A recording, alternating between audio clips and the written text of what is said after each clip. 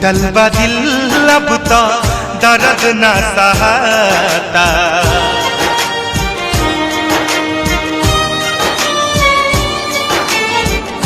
टूटल बा दिल अब तो दर्द ना सहाता। कवने कलम से भाग लिखल विधाता।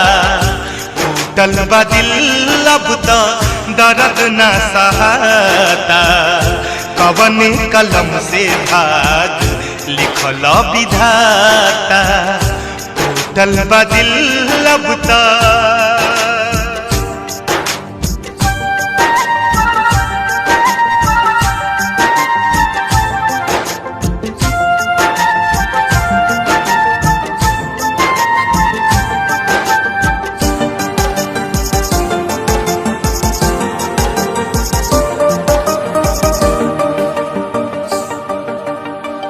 कुछ नहीं खे पाता खाता भइल बा का हमसे।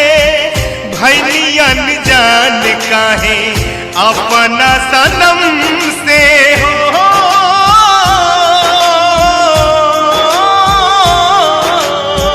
कुछ नहीं खे पाता खाता भइल बा का हमसे। भइली अनजान काहे अपना सनम से। अपना सनम से उनके बिन एको क्षण हमसे न रहता। उनके बिन एको क्षण हमसे न रहता। कवने कलम से भाग लिखल विधाता। टूटल बा दिल अब तो दर्द न सहाता। कवने कलम से भाग लिखल विधाता।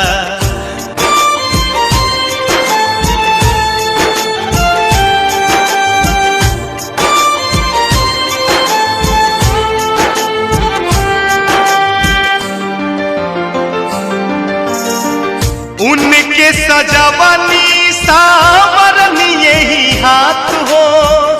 आज दुख पड़ला पर उहे नहीं साथ हो।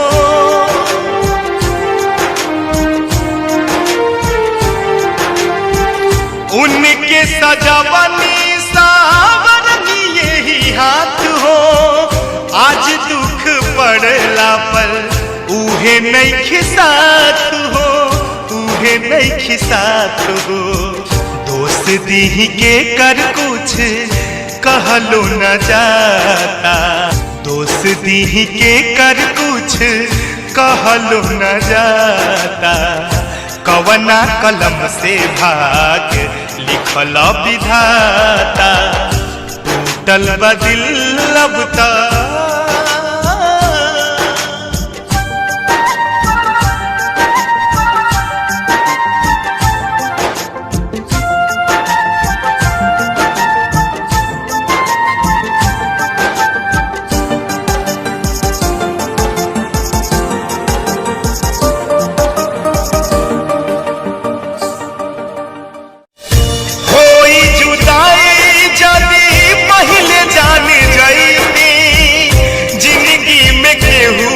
से दिल न लगैती।